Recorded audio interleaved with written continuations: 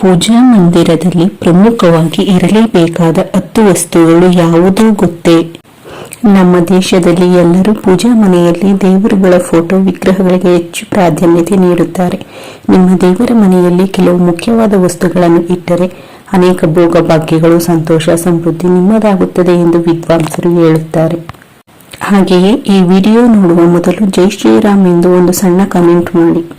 ಈ 10 ಮಂಗಳಕರ ವಸ್ತುಗಳನ್ನು ಪೂಜಾ ಕೋಣೆಯಲ್ಲಿ ಇರಿಸುವುದರಿಂದ ಅನೇಕ ಆರ್ಥಿಕ ಲಾಭಗಳೊಂದಿಗೆ ಅತ್ಯುತ್ತಮ ಫಲಿತಾಂಶಗಳನ್ನು ನೀಡುತ್ತದೆ. ಇಂದು ಈ ವಿಡಿಯೋದಲ್ಲಿ ಆ ಮಂಗಳಕರ ವಸ್ತುಗಳು ಯಾವ್ಯಾವು ಎಂದು ತಿಳಿದುಕೊಳ್ಳೋಣ ಬನ್ನಿ. ಪಚ್ಚಕರ್ಪೂರ. ಪಚ್ಚಕರ್ಪೂರ ಎಂದರೆ ಶ್ರೀ ಮಹಾವಿಷ್ಣುವಿಗೆ ಬಹಳ ಪ್ರಿಯ.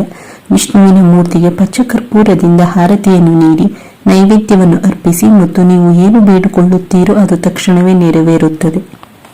ಪೂಜಾ ಕೋಣೆಯಲ್ಲಿ ಪಚ್ಚಕರ್ಪೂರ, 9 ಏಲಕ್ಕಿ ಮತ್ತು 9 ಲವಂಗವನ್ನು ಇಡುವುದರಿಂದ ಲಕ್ಷ್ಮೀದೇವಿ ಮತ್ತು ಶ್ರೀ ಮಹಾವಿಷ್ಣುವಿನ ಅನುಗ್ರಹವು ನಿಮ್ಮ ಮೇಲೆ ಇರುತ್ತದೆ.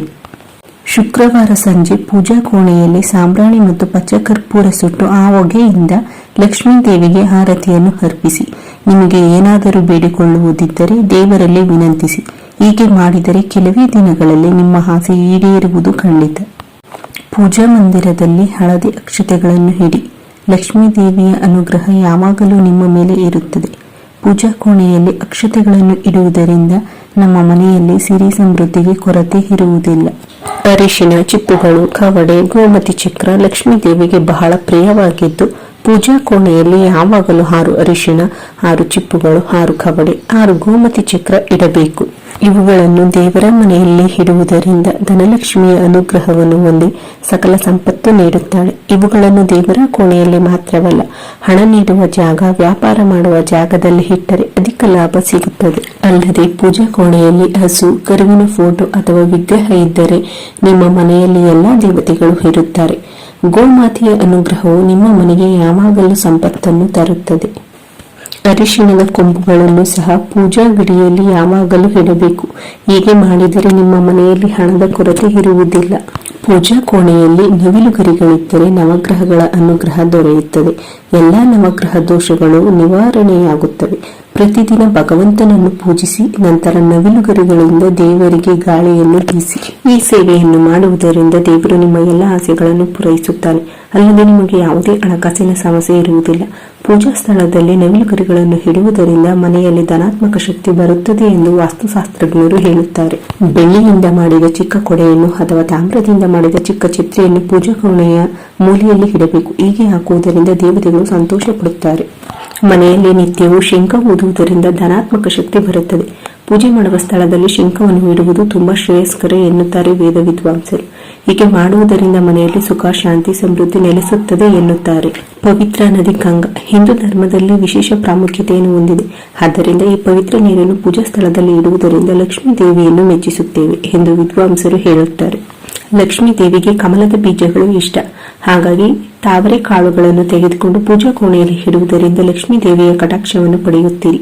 ಹಾಗೆಯೇ ಲಕ್ಷ್ಮೀ ದೇವಿಯ ಫೋಟೋವನ್ನು ಮುತ್ತಿನ ಹಾರದಿಂದ ಅಲಂಕರಿಸಿದರೆ ಲಕ್ಷ್ಮಿಯ ಕೃಪೆಯಿಂದ ಸಂಪತ್ತು ಸಿಗುತ್ತದೆ. ಪರಮೇಶ್ವರನ ತೇಜಸ್ಸಿನ ಸಂಕೇತ ಬುಧ. ಬುಧನಿಗೆ ಹೆಚ್ಚಿನ ಶಕ್ತಿ ಇದೆ.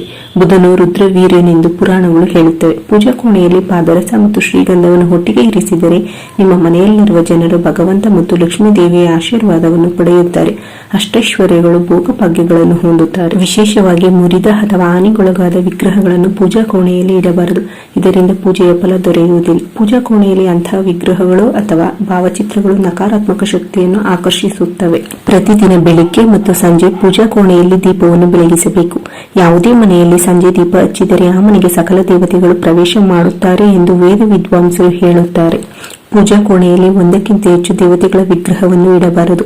ಅನೇಕರು ದೇವರ ವಿಗ್ರಹಗಳನ್ನು ಖರೀದಿಸುತ್ತಾರೆ ಮತ್ತು ಇಡೀ ಪೂಜಾ ಕೋಣೆಯನ್ನು ಅಲಂಕರಿಸುತ್ತಾರೆ. ಹಾಗೆಲ್ಲ ಮಾಡಬೇಡಿ. ಅಲ್ಲದೆ ಪೂಜಾ ಕೋಣೆಯಲ್ಲಿ ಯಾವುದೇ ಹರಿದು ಹೋದ ಧಾರ್ಮಿಕ ಪುಸ್ತಕಗಳನ್ನು ಇಡಬಾರದು. ಹಾನಿಗೊಳಗಾದ ಹೂವುಗಳು, ಹೂಮಾಲೆಗಳು ಅಥವಾ ಅನುಪಯುಕ್ತ ಪೂಜಾ ಸಾಮಗ್ರಿಗಳನ್ನು ಪೂಜಾ ಕೊಠಡಿಯಿಂದ ತಕ್ಷಣವೇ ತೆಗೆದುಹಾಕಬೇಕು. ಇಲ್ಲದಿದ್ದರೆ ನೆಗೆಟಿವ್ ಎನರ್ಜಿ ಮನೆಗೆ ಬರುತ್ತದೆ. ಕಬ್ಬಿಣದ ಪಾತ್ರೆಗಳು, ಚಾಕು, ಸುತ್ತಿಗೆಯನ್ನು ಪೂಜೆಯಲ್ಲಿ ಇಡಬಾರದು. ಅಲ್ಲದೆ ಉಳುವಾದ ಹಕ್ಕಿಯಿಂದ ಮಾಡಿದ ಅಕ್ಷತೆಗಳನ್ನು ಎಂದಿಗೂ ಪೂಜಾ ಕೋಣೆಯಲ್ಲಿ ಇಡಬಾರದು. ಹಾಗೆಯೇ ಹುಳುವಾದ ಹಕ್ಕಿಯನ್ನು ಇಡಬೇಡಿ.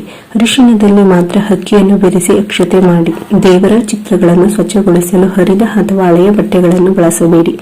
ಇದು ಒಳ್ಳೆಯದಲ್ಲ ಎನ್ನುತ್ತಾರೆ ವಾಸ್ತುಶಾಸ್ತ್ರಜ್ಞರು. ನಾವು ಹೇಳಿದಂತಹ ಕೆಲವು ಸಣ್ಣ ನಿಯಮಗಳನ್ನು ಪಾಲಿಸುವುದರಿಂದ ಮನೆಯಲ್ಲಿ ಶಾಂತಿ ಮತ್ತು ಕುಟುಂಬ ಸದಸ್ಯರಲ್ಲಿ ಸಾಮರಸ್ಯ ಇರುತ್ತದೆ ಮತ್ತು ಮನೆಯಲ್ಲಿ ನಿಮ್ಮ ಸಂಪತ್ತು ಸಹ ಉಳಿಯುತ್ತದೆ.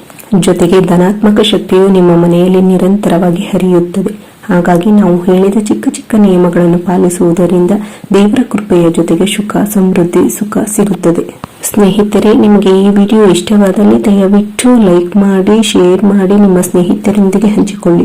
ಹಾಗೆಯೇ ನಮ್ಮ ಹೊಸ ವಿಡಿಯೋಗಳನ್ನು ನೀವು ತಕ್ಷಣ ಪಡೆಯಲು ಬಯಸಿದರೆ ದಯವಿಟ್ಟು ಪಕ್ಕದಲ್ಲಿರುವ ಬೆಲ್ಲೈಕನ್ ಅನ್ನು ಒತ್ತಿರಿ. ನಮ್ಮ ಚಾನೆಲ್ಗೆ ಚಂದಾದಾರರಾಗಿ ಸಬ್ಸ್ಕ್ರೈಬ್ ಆಗಿ. ಧನ್ಯವಾದಗಳು.